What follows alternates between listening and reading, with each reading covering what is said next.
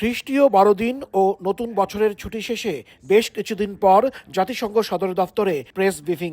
সোমবারের ব্রিফিংয়ে উঠে আসে বিশ্বের বিভিন্ন দেশের চলমান গুরুত্বপূর্ণ বিষয়। ব্রিফিংয়ে সময় সংবাদের এক প্রশ্নের জবাবে মহাসচিব অ্যান্তোনিও গুতেরেসের মুখপাত্র স্টিফেন দুজারিক বলেন, বাংলাদেশের আসন্ন জাতীয় সংসদ নির্বাচনে কোনো পর্যবেক্ষক পাঠাবে না জাতিসংঘ। As you know, the national parliamentary election in Bangladesh is scheduled February 12.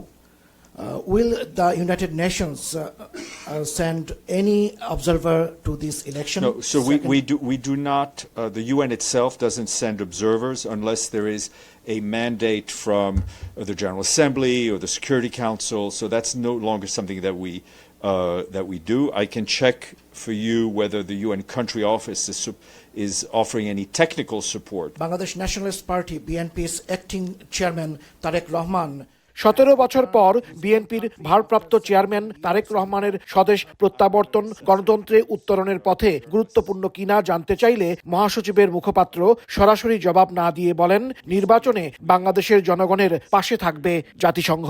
We will support in any way we can elections and the free expression by the Bangladeshi people of their political vision for their country. Press ব্রিফিংয়ে ভেনেজুয়েলায় মার্কিন বিশেষ বাহিনীর অভিযান, ইরানে বিক্ষোভ ও ফিলিস্তিনের গাজায় Israeli বাহিনীর আগ্রাসনের বিষয়ে জাতিসংঘের বক্তব্য তুলে ধরেন দুজারিক।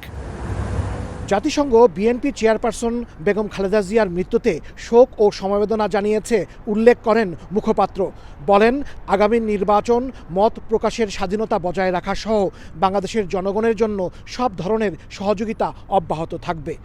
হাসানুজ্জামান সাকি, সময় সংবাদ, জাতিসংঘ সদর দপ্তর, নিউ ইয়র্ক।